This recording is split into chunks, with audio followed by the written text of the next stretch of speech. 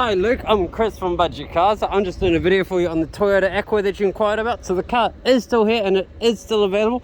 If you'd like to come in, have a look at it, take for a test drive, you're more than welcome to.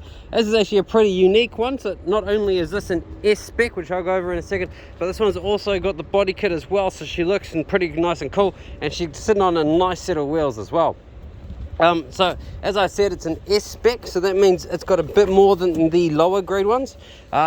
Main factor is that most people care about is that the back windows are not wind up. You got 4 electric windows, which today's day and age most people kind of want.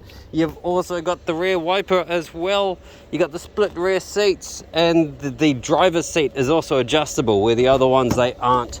They can't go up and down or anything like that.